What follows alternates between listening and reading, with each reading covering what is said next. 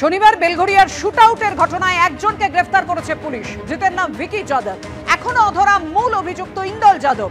ইন্দল যাদবের ঘনিষ্ঠ ভিকি যাদব। পুলিশ সূত্রে এমনই খবর পাওয়া যাচ্ছে। ভিকির জন্মদিনের পার্টিতে গিয়েছিলেন ইন্দল যাদব।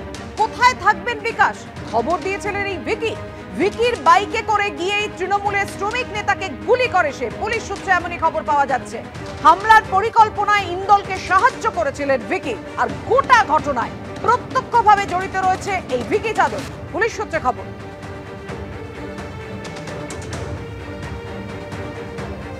আমার ছেলে 1 বছর ধরে আছে না, আপনার পুরা অঞ্চলতে জিজ্ঞাসা করেনি। ও ইচ্ছা করে আমরা ছেলেকে ফাঁসাচ্ছে। আমরা লোক কমজোর আছি, গরিব আছি, কিছু করতে পারছি না। আচ্ছা, আরতি সিং এর সঙ্গে কতদিন সম্পর্ক ছিল আপনার ছেলের? আমি এটা জানি না যে কতদিন ছিল। তারপরে আমি কিচ্ছু জানি না।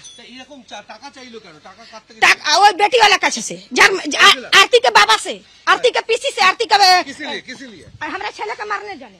আর তারপর আপনার ছেলে এলাকা থেকে চলে গেছিল? হ্যাঁ, চলে গেল। আমরা গরিব আছি তো। আমি 1 বছর ধরে আমার ছেলে এখানে আসে না। যা করছে নির্মলা ভালো করছে।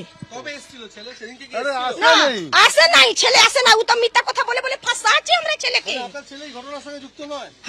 না, আমার ছেলে আসে নাই। 1 বছর হয়ে গেল আমরা ছেলেকে চোখে দেখলে। আমি মা আছি, আমি তরপা আছি। বিকাশকে নির্মলা খুদে মারवाइছে। নির্মলা আপনার লোক से মারवाइছে বাঁচতে জানো। ওর से যাকে জিজ্ঞাসা করো।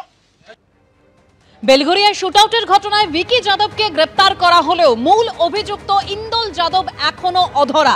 পুলিশ সূত্রে যেরকম খবর পাওয়া যাচ্ছে, ভিকির বাইকে করে গিয়ে তৃণমূলের শ্রমিক নেতাকে গুলি করা হয় এবং এই হামলার পরিকল্পনায় ইন্দলকে সাহায্য করেছিলেন এই ভিকি যাদব।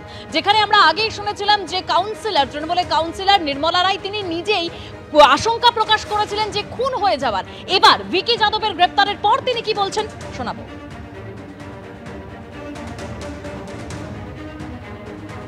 আপনার থেকে জানার চেষ্টা করব যে ইন্দল যাদবের মা সরাসরি অভিযোগ করছে যে মেয়েটিকে নিয়ে সমস্যা, তার বাবার থেকে টাকা নিয়ে আপনারা ইন্দলকে মারধর করেছিলেন। তাহলে তো কারো ব্যাপারে কিছু বলাই যাবে না। ধরুন কোনো মেয়েকে যদি কেউ ইনসাল্ট করে তাহলে আমরা প্রতিবাদই করতে পারবো না। কেন? প্রতিবাদ করলেই তো টাকা নিয়েছে। তার যদি কোনো প্রুফ থাকে সে বলুক। প্রুফ ছাড়া এখন ওর ছেলে গুলি করেছে 1 বছর পরে, প্রুফ ছাড়া। আপনার থেকে জানার চেষ্টা করব যে ইন্দল যাদবের মা সরাসরি অভিযোগ করছে যে মেয়েটিকে নিয়ে সমস্যা, তার বাবার থেকে টাকা নিয়ে আপনারা ইন্দলকে মারধর করেছিলেন। তাহলে তো কারো ব্যাপারে কিছু বলাই যাবে না। ধরুন কোনো মেয়েকে যদি কেউ ইনসাল্ট করে তাহলে আমরা প্রতিবাদই করতে পারবো না। কেন? প্রতিবাদ করলেই তো টাকা নিয়েছে। তার যদি কোনো প্রুফ থাকে সে বলুক। প্রুফ ছাড়া এখন ওর ছেলে গুলি করেছে 1 বছর পরে, প্রুফ ছাড়া বলছে। এটা কতটা মানা যাবে আমি বলতে পারবো না, কিন্তু আমি ওর উপরে একটা কেস করব। কার উপরে? ওই ইন্দলের মা উপরে। এই যে তুমি অভিযোগ করছো, তোমাকে প্রমাণ দিতে হবে। ও চাকরি বাকরি নিয়ে ও 420 করেছিল, মেয়েটা থেকে টাকা নিয়েছিল। তো মেয়েটা টাকাটা নিয়ে নিল যখন চাকরি হলো না। ইন্দল মেয়েটা টাকাটা নিয়ে নিল। মানে কার চাকরির জন্য টাকা নিয়েছিল? ওই মেয়েটা আর্মি চাকরি অ্যাপ্লাই করেছিল। এই বলতো আমি চাকরিটা লাগিয়ে দেব। হ্যাঁ, ব্ল্যাকমেল করতো। তখনই আমরা ওকে ধরে দুটো চট থাপড় দিলাম। ইন্দল ধরা পড়লে তো ইন্দল চক্রান্তকারীদের নামও বলে দেবে, কি বলছে?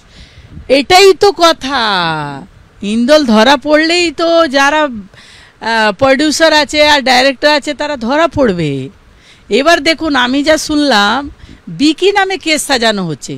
আমি বলছি, জোরে গলা বলছি, বিকি ছিল না, ভুল কেস সাজানো হচ্ছে বিকি নামে। বিকিকে দিয়ে ইন্দলকে বাঁচানোর চেষ্টা হচ্ছে। আমি বলছি জোরে গলা যে বিকিকে দিয়ে ইন্দলকে বাঁচানোর চেষ্টা হচ্ছে। যেই চেষ্টা করছে আমি সেটা জানি না, কিন্তু এই যে জুয়া, মদ, বিকি, এই যে যারা আনছে তারাই করছে।